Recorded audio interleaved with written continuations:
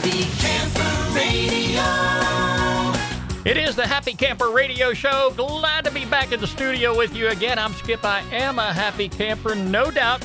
We're going to make a happy camper out of you. Hello, Daniel. Hey. Good to see you again. Yes, sir. We've been away for a moment or two. We've been doing some traveling, okay? And yes, not in our RVs. Oh, right? boy. On today's show, Daniel, I want to talk about an issue. You know, this is going to be a tough one because I was recently a victim. Oh, boy. And I want to make sure our campers are safe when they're out there. Mm-hmm. Credit card fraud. Oh, yeah, it bit me big time this past week. Oh, boy. And I'm going to tell you what you can do to keep yourself safe anytime that you're away from home, anytime that you go camping. Episode 259 is coming to your ear right now. Happy Camper Radio. Happy Camper Radio. And, of course, the Happy Camper Radio Show can be heard all around the world by great listeners like yourself. You can find us in all the major podcast directories. There's plenty of them out there. Whatever one you use, chances are you're going to find Happy Camper Radio right there. Yeah. And, of course, we're on the web 24/7 at www.happycamperradio.com. You can like us on Facebook. Follow us on Twitter at Camp Talker. And, of course, if you want to subscribe to our YouTube channel, you got to find us there first. Look us up on YouTube. Where's it at? Where's the button? And all you got to do when you see Daniel out there pointing all kind of different directions, you'll find it. It's the little red box right there. Right there, Daniel. Yeah. Okay, it's got the pup tent inside of it. Click on that. You'll be a subscriber to the show, and you're never going to miss any one of our exciting episodes in our 10th year now, Daniel. Wow. Yeah, well, we did a lot of talking here these past 10 years, didn't we? Yes, we have. Yeah, okay. And and there's just so much in the world of camping to talk about. It's crazy. I didn't think there was, but, I mean, it's always a new thing. And actually, we haven't talked about this before the show or whatever, because, like, before the show, we usually like to talk about what we're going to talk about. But I've been watching a bunch of TikToks about, like, trailer reviews and camp Class A, Class B trailers and different styles and stuff. And it's just got me wanting to hit the road, It's got you dreaming. Oh, okay? yeah, dreaming. And you know what you need to do, They Daniel? never talk about the price. Okay, just go on a camping trip, get rained out, get all of your equipment ruined, and you and the better half will come back, and a day or two later, you'll have a brand new RV. That doesn't happen in pop-ups. Okay. Pop-ups are the way to go, Skip. Okay, well, hey, I'm not going to knock it. Whatever works for any of you folks, yeah, that's great. Okay, Yeah, it'll work just fine. actually, this Friday, I'm going to do another section of the Bartram Trail, and hopefully our next episode, I'll be able to talk about it with you. But me and Gary, former guest on the show, we're going to do about 20 miles on the Bartram Trail, so that's going to be a lot of fun. This is 20 miles in addition to what you've already done? Yeah, it's the whole trail is 110. Keep taking those pictures, Daniel, because they're he's bringing awesome. his camera and stuff. He's bringing his camera. He's got his setup. Like last time I went with him on the Foothills Trail, we only did about 5 miles, and we camped a little bit away from this waterfall. He must have spent like 15, 20 minutes taking pictures of the waterfall because he has to have it just right and the lighting just right. So you'll get some pictures. All right, that'll work great because I enjoy your stories when you come back. Yeah. I don't think I'll ever go hiking with you because you guys will leave me in the dust. Oh, he was talking. Age, so we're thinking about doing 3 days, and he said, "Well, I can do 50 miles in 3 days." I was like, no. I'll do maybe 6 miles a day. Well, you consider the fact that, he hiked the Appalachian Trail. He did. He was a through hiker. Yeah. So, yeah, he could leave you in the dust real easily. He does. He does, and he just waits for me, Okay. That'll work. Well, Daniel, on the program today, I just got back from a visit back home, and I know you've got a plan to head out to Vegas here again real soon. We're going to try to see some state parks, maybe try to go out to Death Valley. We really want to go to Joshua Tree. I think that's like 3 hours from Vegas. But we love the outdoors and we love people watching. So, well, Daniel, I really enjoy talking more about camping when we do an episode. Oh yeah. Okay, but just as important, I want to talk about keeping all of our listeners, all of our fellow campers safe. Mm-hmm. Now, I've been in law enforcement close to 20 years. And I'm very alert about things, okay? And I usually take the extra steps and extra precautions that I need to protect myself when I'm out and about, okay? But you just never know when something is going to come out of nowhere and bite you. It's always something new, it seems. Yeah. There's always something. Because I don't know if we've talked about this, but like, I'm sure you've heard stories about like the little card readers at gas stations. Right. Sometimes there'll be fake ones or whatever. And, the ATM machines and, all that. And like your situation you're about to talk about, I mean, it's just crazy what people do. Don't think for 1 minute that those card readers are just reserved strictly for the ATMs or the gas pumps or places like that. And now I went back home to Pittsburgh, and when I got up there, I was traveling through the Pittsburgh International Airport, which is very busy, not quite as busy as the Atlanta airport.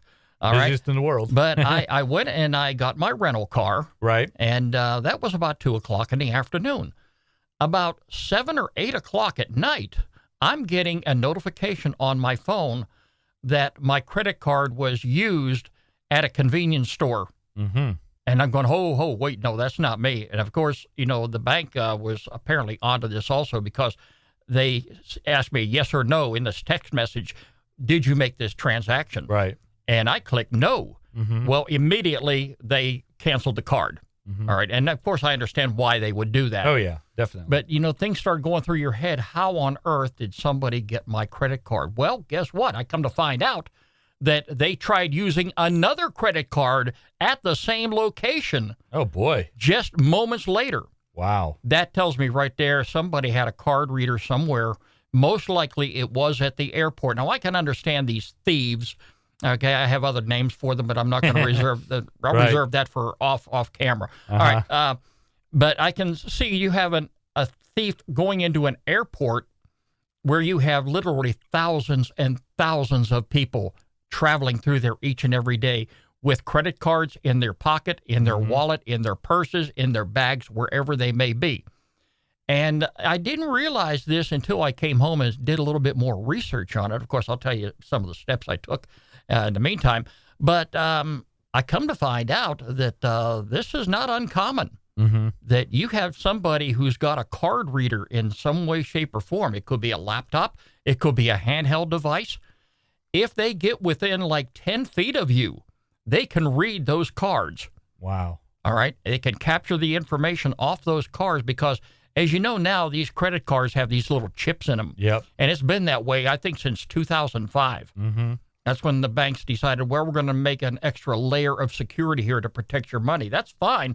All right. But, apparently you didn't do a good job. Yeah. Because now you got thieves are using these scanners here to capture the information off your cards. Now, those little chips, and I'm telling you this based upon the research. I'm not saying this is ironclad information. I mean, you feel free to go ahead and research this yourself. But these chips, they transmit and receive information. Mm-hmm. If you take your credit card or your debit card now and you go and say like a fast food restaurant, yeah, you don't have to insert your card into the machine. You just tap it. You just tap it. Yep. All right. And it reads that information. Well, apparently these thieves who are using this advanced technology are using their information to capture, the information off your card, is what I'm saying. Okay. So, yeah, I mean, I knew right away that was what I was dealing with. Now, in my particular case, and everybody is different here. Some people carry just maybe a debit card. Some people carry one credit card. I have multiple cards in my pocket for a variety of reasons. Right. For me, I have a backup just in case something were to happen because, like I'm saying, I'm out of town. All right. I'm not camping anywhere right now, but I'm away from home. Right. And I always make it a point, of course, to carry cash in my pocket just in case. Just in case. Oh, yeah. That's very smart. Yeah. I've been caught flat-footed in that And of course, arena. Daniel, I carry business credit cards as well. Right, yeah. Now, my business credit card and my debit card was not touched. Okay. Right. But as a precaution, I went ahead and notified the banks. I don't deal with just one bank. I have multiple banks, but I got in touch with all of them, and I got new cards. Okay. I didn't cancel all of them. I went ahead and I said, look, I've been victimized here. I said, I'm just as a precaution because I've got money in these accounts here. I don't want them compromised in any way. So they went ahead and immediately closed down all of those cards and issued me with new ones. And in fact, the new ones were already in the mail before I came home. So, I'm only waiting on another one to come in right now. But for me, just when I'm traveling, especially, if something were to happen, heaven forbid I would lose my wallet, because then I lose everything. Yeah. That I don't want to happen. But I watch over my wallet. I'm very cautious about where it is at all times. Speaking of wallet, so Mother's Day was a little bit ago, and my mom just recently got an iPhone, and this is the first time Just now got an iPhone, and we've spent hours and hours. This is the reason why we haven't done a show, folks, because me and Deidre have been over at my mom's house catching her up about the last 20 years of the 21st century.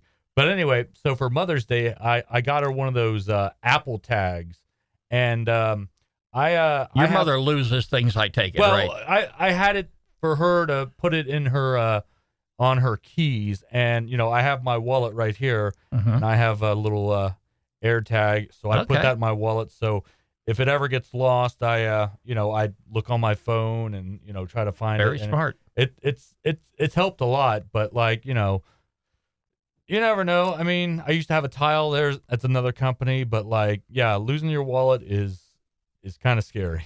Yeah. Well, Daniel, one lesson learned here. Ever since this incident happened, this was about a week ago now. Yeah. All right. The very first thing I did after getting those cards canceled, I went online. I got online and immediately changed the passwords to all my online banking accounts. Mm-hmm. And I'm talking when I change passwords, and I do this about once every 3 months. Wow. Just for security reasons, I make sure that I have a very strong, powerful password that's going to be difficult to break. I mean, talking uppercase and lowercase letters, numbers, and symbols. My internet was out for a little while when you lived next to me, and I was borrowing your internet, and I had you sign in on my phone, I think, and I thought you were writing a novel. Yeah, that's it. That's what it takes. Yeah. Well, here's my thing with the passwords, and I know I shouldn't. I know I'm guilty as charged, but I use the same passwords for a lot of things. But I need to figure out this whole LastPass or these programs where you have one password and it generates passwords for everything else. I need to look into that.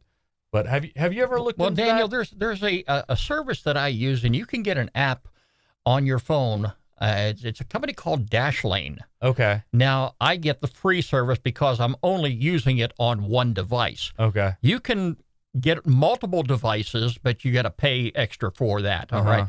But this is what I use, number one, to store all of my passwords. Oh, okay. It's very encrypted. It's been highly recommended.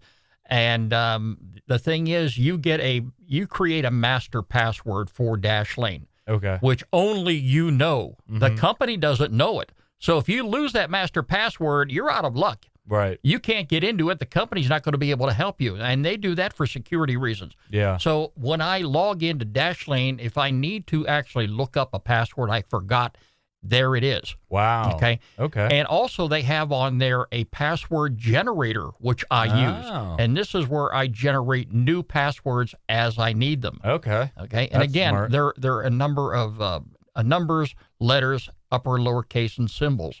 So my password may be about 12 digits long. Wow. Okay. Yeah. And so, I do that for security reasons once every 3 months. But in an incident like that happened last week, I immediately went into all my online banking accounts. Yeah. Okay. Anywhere I have, money or there's a financial institution, I immediately changed my passwords. Oh, yeah. Okay. It's a very good thing to do.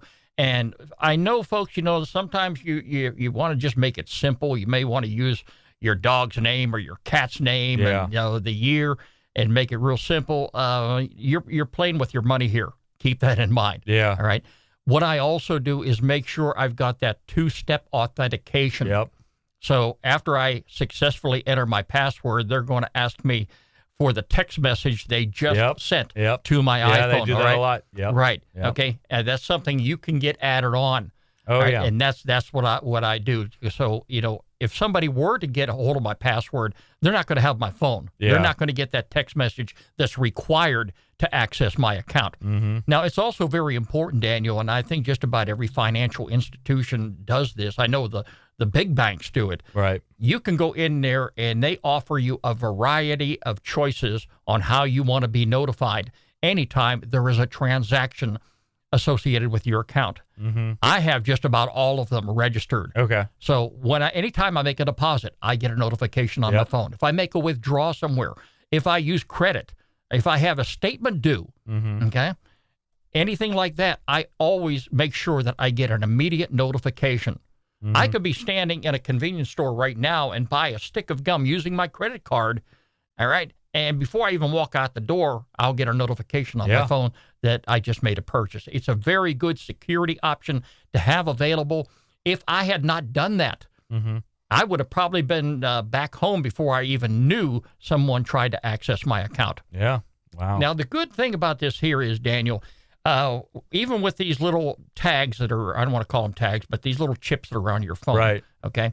What you can do to make yourself safe, and especially, Daniel, in your case right here, you're going to be going to Las Vegas. You're going to be going through 2 airports. Yep. You want to make sure your cars are safe. What I did before I even got home, I went on to Amazon, and they make these little sleeves. Okay. Okay. And I'm going to show you these here. They make these little sleeves that you can slide your credit card into, and it's coated on the inside with foil or something, but it actually blocks the signal from being retrieved by one of these devices. Oh, nice. These are called RFID sleeves, and RFID stands for radio frequency identification. The best thing to do is once you get one of these, and I'm just happy to share, some for you and your wife when you go away, right, is next time you go in to make a purchase somewhere, if you want to go ahead and tap your card, like you say, leave it in the sleeve first. Try tapping it. Okay. If the card reader, where you're making a purchase from, does not recognize it, I think you're going to be pretty safe. Yeah, definitely. Okay. But I went ahead and I ordered a dozen of these on Amazon. And I think they're only about $10. Oh, nice. Yeah. So, if you're someone like myself who carries a number of credit cards with you, for whatever reason you may decide to do that, all right, then that's a good investment. And I've got, for all the credit cards that I now have, the ones that came in the mail that I went ahead and activated, they are now inside those sleeves. So, aside from losing my wallet, which I've never, knock on wood, that never has happened before. Yeah. All right. I feel now that if I go out of town again, whether it be, for a camping trip, whether it be for, an out-of-town vacation where I'm flying somewhere, okay, it's going to be all the information in my wallet's going to be protected. Yeah. And folks, and don't think for one moment that, this only happens at airports. Yeah. If you're a traveler, if you got a motorhome or a fifth wheel and you're traveling across the country and you're traveling through some of these big truck stops where you've got traffic in and out. Oh, yeah. You never know who's floating around in there. Buc-ee's is busy. You could be parked right next to somebody. It looks like, they're waiting on somebody in the store, and they could be in there on their little device. They could be within a few feet of you. So it's important to go ahead and do something like that to protect your credit card. Yep. And if your bank is on top of it and, you're getting those notifications, you can deal with the problem before it gets any worse. Okay. Yeah. Now, the good news about this is, and again, Daniel, this goes from a lot of the research that I have done this past week. If they do get your credit card information from this reader and they do create a fake credit card to try using somewhere, the information that they cannot get from your card is, one, your PIN number. If you have a PIN number associated with that card, they can't get that.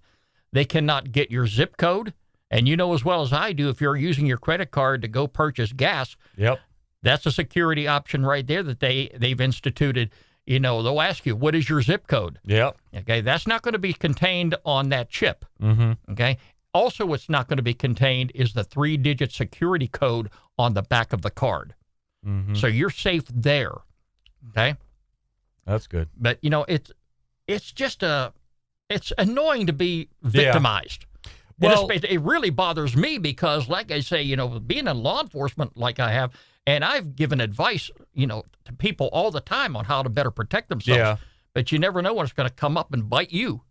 Yeah. Well, there's something else that I do sometimes. It's not a universal thing, but like Apple Pay, you can put your card into the Apple Pay app or wallet or whatever, and you can pay with like your watch or your phone, and you can use your regular credit card, but it if you register it with Apple Pay, every time you make a purchase, it comes up with a different code every single time. Mm-hmm. So there's no way that they can steal it. But the only problem with that is a lot of places don't take it, and you never know. Like you said, not everyone takes cards. I mean, sometimes you need cash. I mean, it's just you wanna be prepared, and you want to have all your bases covered with cards, with cash, with everything you need. So covering the bases. Like I say, if I didn't have the cash in my pocket, there would be a problem. Oh yeah, I would not have canceled the other cards while I was away. I at least had one or two to deal with. Yeah. Okay. But even though I did not have those new cards that I finally got in the mail, and they come in real quick from Amazon, like 2 days. All right. Something else you can do in the meantime, okay, is take your credit cards and wrap them in aluminum foil. Yeah. It does the same thing. Mm-hmm. All right. It prevents, your card from being read anywhere, and you're just going to have to go ahead and unsleeve everything, from the aluminum foil. Okay. If you're going to go ahead and use your cards, but at least your cards are going to be safe. So, that's something, I really wanted to talk about here on the program today. Again, I would rather sit here and talk about our upcoming camping trip, where we're going to next. And, Daniel, I don't have anything scheduled until early July. Well, I'm doing the old tent camping this weekend. Well, good for you. And it's so weird. Like 10 years, for like 8 or 9 years, you were all about the tent, and then I've regressed from the pop-up to the tent. So it's just funny how that works. Yeah, you're getting older, and and you may upgrade from the tent to an RV. Let's just hope the date finally comes, and I'm still around to see it. Oh yeah. Okay, but I mean it's always important to have some extra cash on hand. It's just no different than me carrying about $40 worth of rolled coins in the drawer inside the RV. Yeah. All right, because if you never know, you're going to be out somewhere and you have to do laundry. Okay, you're going to have, like, if you go down to Florida. I mean, actually, I don't know how many people are in our area, like North Carolina, Florida, and Georgia, but like we bought a Peach Pass. They call it a Peach Pass in Georgia. And we put about $20 in there, but you can use that Peach Pass in Florida and North Carolina. So, I mean, if you're taking a trip down to Disney World or, down 75 and you want to use that that Sun Pass or whatever, and you've got the Peach Pass, I mean, it'll work either way. And that helps you a lot because there's a lot of tolls down there. I didn't realize how many tolls there were. But I went down to my aunt's a couple of years ago, and we had to cross this bridge. It was like $2, and we had to like fill out a promissory little note or whatever because we didn't have any cash. And so right when we got on the other side, we went right to a gas station and got a cashier's check and mailed off the $2 because we didn't want to get in trouble with the government. But it's always important to carry cash. It's so important. Cash is always king, no matter how technology progresses. Cash is always king. Yeah. Well, bottom line, folks, I want you to be safe no matter where you go, whether you're traveling out of town, whether it be a camping trip or not, or if you're traveling across the country or even across town. Mm-hmm. Protect your money, protect your investment, protect everything you have. And that's why we talked about that today on the Happy Camper Radio Show. Daniel, it's time now for our featured campground of the week. Happy Camper Radio. Daniel, if I ever get out west, I keep talking about going to Texas sometime, right? Yeah, and I'll get there. I will, all right. But, there's another state out there that's very, very beautiful. It's the state of Wyoming. Oh, yeah, definitely. I've never been there, but Daniel, not a lot of people there. All the pictures I see of Wyoming, they are absolutely breathtaking. We're going to go out to the Lakeview Bighorn Campground. Okay, it's near Shell, Wyoming, and it is our featured campground of the week here on the Happy Camper Radio Show. The Lakeview Campground is located on Meadowlark Lake, about 50 miles east of Worland, Wyoming, and that's on the west side of scenic Cloud Peak Skyway. It's kind of like the Blue Ridge Parkway here in Atlanta, in the Georgia area. Yeah, it's obviously very popular. It's near Cloud Peak Wilderness area. The Bighorn National Forest offers plenty of variety, and the administrating organization is Galveston Canyon Campgrounds. And they've got an email address. We're going to have a link to it all week long here on Happy Camper Radio. The campground offers single-family sites, each equipped with a picnic table and campfire rings and a grill. Accessible vault toilets, drinking water, and trash collections are provided. Only problem. Yeah. If you have an RV or if you have a motorhome and you need to use the dump station, the closest one is 12 miles away. Oh, boy. So this is where it makes sense to own a pop-up. See? Or do your primitive camping. There you go. But Daniel, it's a beautiful campground. There's no question about it. And, you know, Wyoming is beautiful. A lot of nature, a lot of sightseeing, a lot of good things. And you'll find all the information right there on our website. I'll have a link to it all week long on Happy Camper Radio. Make sure you read the know before you go items. And also, remember, don't move firewood. Protect the forest from those tree-killing pests by purchasing your firewood locally and burning it on site. More information is available at don'tmovefirewood.org. Consider Shell, Wyoming, that particular area where you'll find the Lakeview Bighorn Campground. It is our featured campground of the week right here on the Happy Camper Radio Show. Skip and Daniel on happycamperradio.com. And as always, if you have a campground you'd like for us to feature on the show, Daniel and I would love to hear about it. Get in touch with me, Skip, S-K-I-P, at happycamperradio.com or Daniel at happycamperradio.com. And be sure to include a link to the campground website. And that's going to wrap up today's episode of the Happy Camper Radio Show. Daniel, maybe we'll get one more episode in here before you finally hit the road. Maybe. We'll get you to the airport. No problem at all, just like we did before. Okay. Maybe you can drive home in an RV. That'd be a long drive. Remember, friends, every pet deserves a loving home. I want you to do exactly as I did. Visit your local shelter and adopt a pet today. You can find us on the web. We're there 24/7 at www.happycamperradio.com. Like us on Facebook. Follow us on Twitter at Camp Talker. And subscribe to our YouTube channel. The Happy Camper Radio Show is a presentation of Skip Huber Productions. I'm Skip. I'm a happy camper. Daniel is always a happy camper, yes.